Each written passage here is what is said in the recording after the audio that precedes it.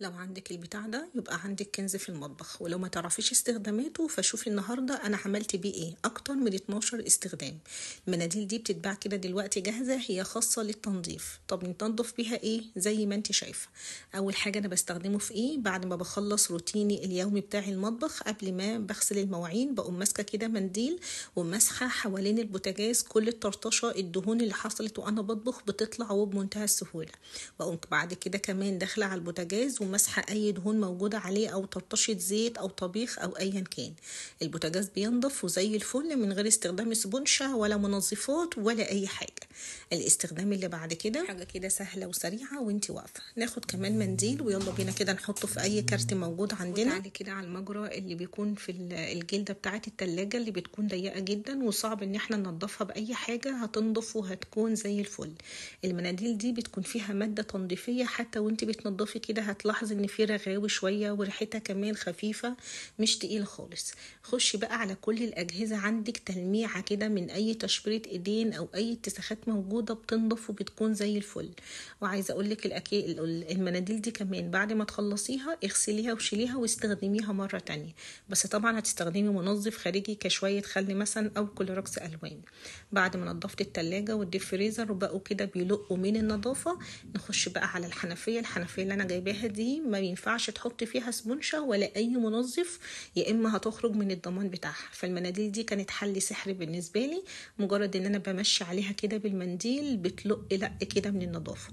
وحوالين الحوض كمان يلا بالمره، الحيطه اللي ورا الحوض كمان من طرطشه المواعين وغسيل المواعين، واكيد شايفين اللق صح.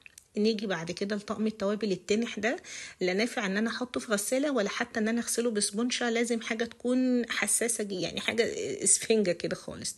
فالمناديل دي بصراحه حلت لي المشكله، بمسك كده برطمان وامسك منديل واحد فقط بيخلص لي كل البرطمانات اللي قدامكم دي. والبورسلين بتاعه بيلمع كده وبيلق لق من النظافه، تحسوا كده قمر لسه جديد يعني.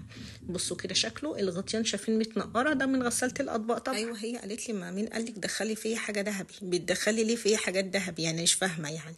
المهم خلصنا طقم التوابل، تعالي لي بقى كده على الرخامات. اي رخامه موجوده عندك مليانه حاجات ملزقه او اتساخات، هاتي المنديل كده ولمعي كده وانت واقفه بتبرق، عارفه نظافه والله كانك حاطه فعلا منظف. تقريبا المناديل دي صيني او نوعها ايه انا مش عارفه ومش فاكره بالظبط، كانت ب35 ولا كانت ب25. تحفه جدا جدا، ليا فتره بصراحه بستخدمها وعجباني قوي. نخش بعد كده على الغساله بقى اللي اتمردت على طقم التوابل، قلت لها مش مشكله خليني انا الاحسن، دخلت كده مسحتها ولمعتها وبقت جمر جمر جمر. نخش بعد كده على الاستخدام اللي بعده، الفرن بقى بتاع البوتاجاز. اي طرطشه موجوده وانت بتسحبي كده الصاج وما خدتيش بالك، اكيد كنت واكله حاجه في ايديكي، انا حاسه بيكي. المهم بتلمع كده وبتلق لق كده من النظافه، تحسيها بتبرق كده، اللهم بارك. ونشوف اللي بعده، المطابخ بقى. دول في المطبخ عندنا يعني عملت لك تنظيفه كده عميقه ونظفت الدنيا، وجي عيل من عيالك كده حط ايديه ملحوسه باي حاجه ما تشخطش فيه زي بعض، وخليها عليا انا. هاتي المنديل وامسحي كل حاجه وبتنضف وبتلق لق كده.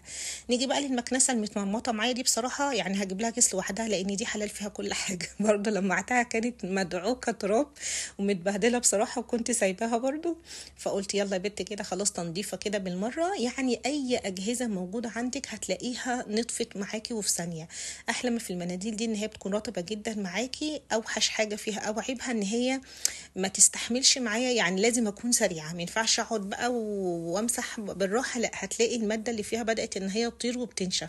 فعلشان ما تستهلكيش منها كتير خلي ايدك سريعه، يعني نظفت الرخامه خدي مثلا الاجهزه كلها خديها مثلا بمنديل واحد. مفاتيح الكهرباء كمان تنضف معاكي، لا كهرباء بقى ولا حاجه تلسعك ولا يحصل اي حاجه.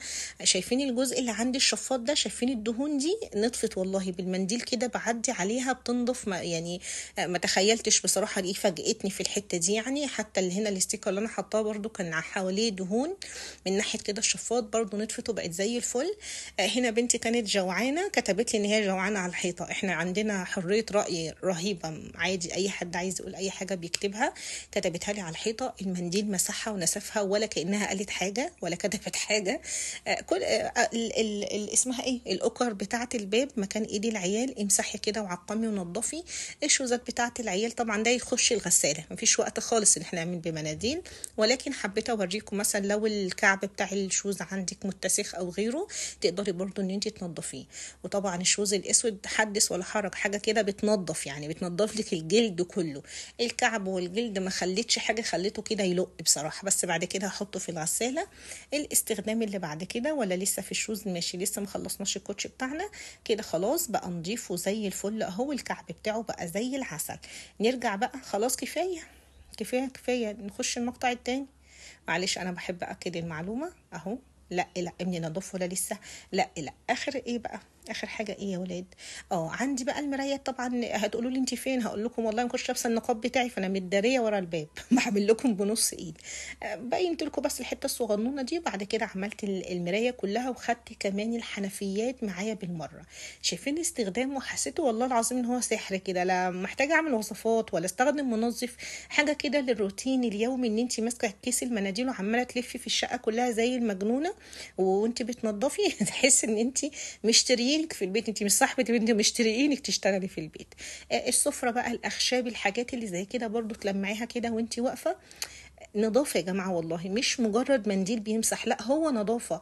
الانتيكات بقى والفضات الغلسة اللي بتغلبنا في غسيلها وتنظيفها، برضو مجرد ما بتمسكي منديل تشيلي بيه اي اتربة كده موجودة بتلاقيها ايه، انطقي بدل ما اجيلك تلاقيها ايه، بتلق لا كده بالنظافه. وصلت لحد هنا، وقبل ما اوريكي الاختراعات التانية ارفعي الفيديو بلايك، وكمان اكتبي لي كومنت، تعليقاتكم بتساعدني جدا. ألف تحية لمخترع الحاجات القمر دي، حاجات جربتها ونفعتني جدا في البيت. أول حاجة معايا كده الزعافة دي، والزعافة دي قمر، ايديها طويلة فوق ما انت متخيلة، الايدين بتاعتها ستيل، والجزء اللي فيه الشعر بتاعها ده بيتني زي ما انت عايزة. بنعمل بها ايه؟ تعالي كده فوق الدواليب، المطابخ، ايا كان، رش عليها فقط ملمع ازاز كل الاتربة وكمان الدهون، وكمان تنظيفها بيكون سهل جدا. ممكن نعمل بها ايه كمان؟ تنظفي بيها مروحة السقف وانت واقفة مكانك، برضه هترشي عليها ملمع ازاز، وبالراحة كده تبدأي ان انت تنضفيها. كده ريشه وهعمل الباقي مع نفسي.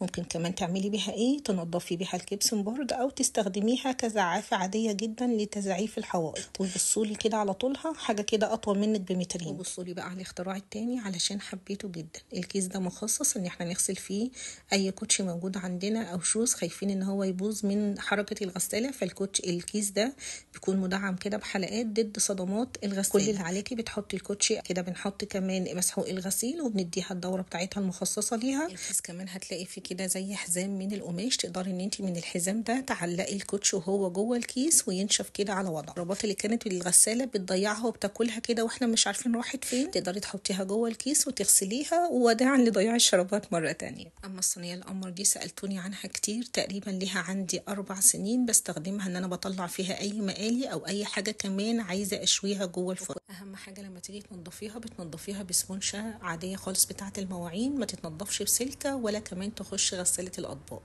لان انا جربت كده اعملها بسلكه فقشرت كده زي ما انتوا شايفين. وبكده خلاص الفيديو بيكون خلص، اتمنى يكون عجبكم. مع السلامه.